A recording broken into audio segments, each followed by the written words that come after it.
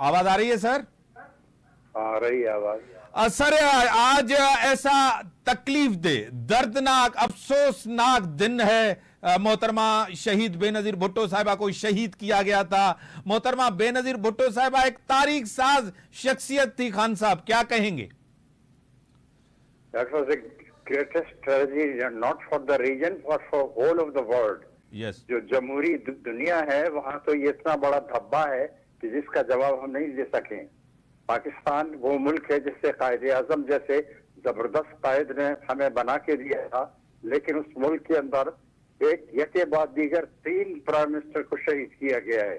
शहीद जुल्फ़िकार अली भुट्टो, लियाकत अली खान और मोहतरमा बेनजीर भुट्टो। तो मेरा सवाल यही है अपने हुक्मरानों से कि वो तहकीक करके बताएं कि who is responsible for the murder and for the शहादत ऑफ दीज लीडर्स। सही।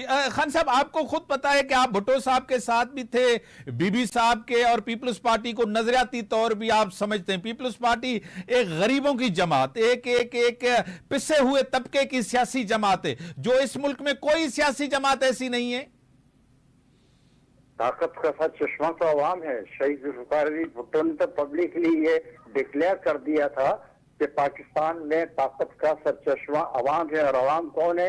हारी, किसान, मजदूर, गैर मरात याफ्ता लोग, ऐसे लोग कि जो अपनी बुनियादी जरूरियात से महरूम है। लेकिन शहीद जुल्फ़िकार अली भुट्टो ने ये कॉन्शियसनेस दी, ये शऊर दिया, ये एहसास दिलाया।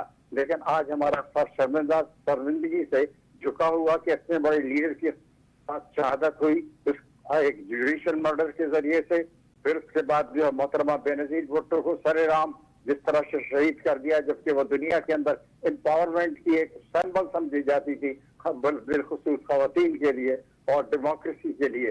तो मैं ये समझता हूँ थोड़ी सी उम्मीद हमें पैदा हुई है जब सुप्रीम कोर्ट ऑफ पाकिस्तान शहीद जुल्फ़िकार अली भुट्टो के रेफरेंस पर स्टडी कर रहा है और उस पर आर्गूमेंट्स कर रहा है। अगर वहां से कोई फैसला सही तौर पर आता है जो दुनिया को एक एक्सेप्ट हो सके तो थोड़ी सी उम्मीद बढ़ेगी। लेकिन फिर भी ये सवाल है कि शहीद मोहतरमा बेनजीर भुट्टो जैसी बैनुल-अक़वामी शख्सियत अपने मुल्क में वापस आई थी अवाम की खिदमत करने के लिए जिलावतनी से, लेकिन आने के बाद जिस तरह उन्हें शहीद किया गया है, it should be known to the world कि how and who are responsible behind it.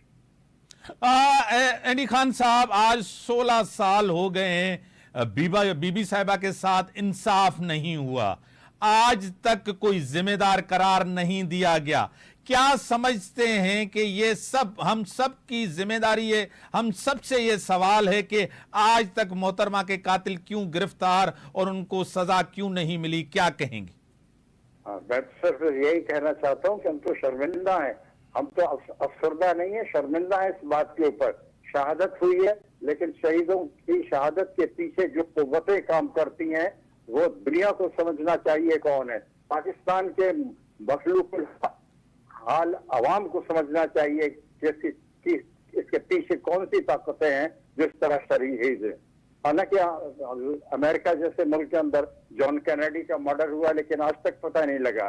इसी तरह मैं ये समझता हूँ कि हमारे मुल्क में भी जो ये बदनुमा दाग है, इसे धोने के लिए सुप्रीम कोर्ट शहीद जुल्फ़िकार अली भुट्टो के रेफरेंस पर जो फैसला देने जा रहा है, तो हमारी थोड़ी सी उम्मीद बंधी है और ये समझते हैं सिर्फ हमारा नहीं बल्कि पाकिस्तान का इमेज बिल्डअप होगा और दुनिया के सामने ये बात आ सकेगी कि पाकिस्तान में अगर ऐसे वाकयात होते हैं तो उसका इंसाफ भी हो सकता है। इससे पाकिस्तान की इमेज बढ़ेगी।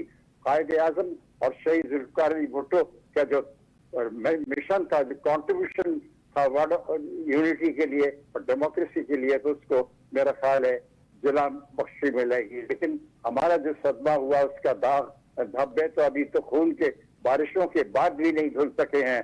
तो मैं इस वक्त और कुछ नहीं कह सकता, उस उम्मीद के साथ कि आने वाले सुप्रीम कोर्ट में जो रेफरेंस आ रहा है शहीद जुल्फ़िकार अली भुट्टो की जुडिशियल मर्डर के सिलसिले में, अगर उसमें कोई ऐसा फैसला हो गया जो अवाम को कबूल होगा, जो अदालती निज़ाम के लगा हुआ दाग जो है उसे धोगा, तो हमारी उम्मीदें भी बन जाएंगी और हमारी तवक्कुआत भी फिर कायम हो सकेगी। रिवाइवल ऑफ देयर होप्स हो सकता है। Otherwise we can't do anything. हम दुनिया के सामने जिस किस्म के मुल्क की हैसियत से कायदे आजम जैसी शख्सियत ने बना के दिया, जुल्फ़िकार अली भुट्टो जैसी शख्सियत ने उसे चला के दिखाया, और मोहतरमा बेनज़ीर भुट्टो ने ये जानने के बावजूद कि उनकी जान को खतरा है, वो अपने वतन को वापस आई अवाम की खातिर, और सिर्फ शहीद जुल्फ़िकार अली भुट्टो की इस फिलासफी की खातिर के ताकत का सरचश्मा अवाम है, और दस्तूर की हाकमियत कायम होनी चाहिए, क्योंकि ये भी पाकिस्तान पीपुल्स पार्टी ने 15-25 बरस के बाद जो एक मुत्तफ़क़ा वफाकी जमहूरी दस्तूर दिया, तो इन सारे पस मंजर के अंदर मैं ये समझता हूँ हम थोड़ा सा शर्मिंदा तो जरूर हैं, लेकिन पुरुम्मीद जरूर हैं कि अदल का फैसला होगा और अदल देखा जा सकेगा, और अदल उसे कहते हैं जो देखा जा सके और लोग महसूस कर सकें। खान साहब, आपने तीनों अदवार देखे हैं। शहीद जुल्फ़िकार अली भुट्टो साहब का दौर आपके सामने है। अवाम को शऊर दिया, सियासत को ड्राइंग रूम से लेकर बाहर रोडों पे एक सियासी शऊर था, उनको वोट का पता था, अवाम की ताकत का उनको एक एक मैसेज दिया, वो आपके सामने। शहीद रानी का दौर आपने देखा, शहीद बीबी का दौर आपने देखा, ये आपके सामने थे। आज आप मोहतरम जनाब बिलावल भुट्टो जरदारी साहब, इन दौर में कुछ फर्क आपको नजर आया है? सियासी तौर फैसला साजी में कुछ फर्क आया है आपको, या एक ही लेगेसी आप दिख रहे? नहीं, मैं तो ये समझता हूँ उम्मीदों पे हम कायम हैं। अगर उम्मीद भी छोड़ दें तो फिर अंधेरा हो जाएगा। आज खास तौर से बिलावल भुट्टो जरदारी की जो तकरीर आई है वो टू द पॉइंट जो है उसी इशू के ऊपर है जो शहीद जुल्फ़िकार अली भुट्टो का इशू था, और उसी इसके ऊपर है मोहतरमा बेनज़ीर भुट्टो का था। जब कायदे आजम का जो इशू था उसने बिलावल भुट्टो ने जिस तरह से स्ट्रेस किया और जो 10 निकाती प्रोग्राम दिया, वो मंशूर भी कह सकते हैं हम उसे, तो उसमें बता दिया है कि अवाम की बहाली के लिए क्या करने की जरूरत है।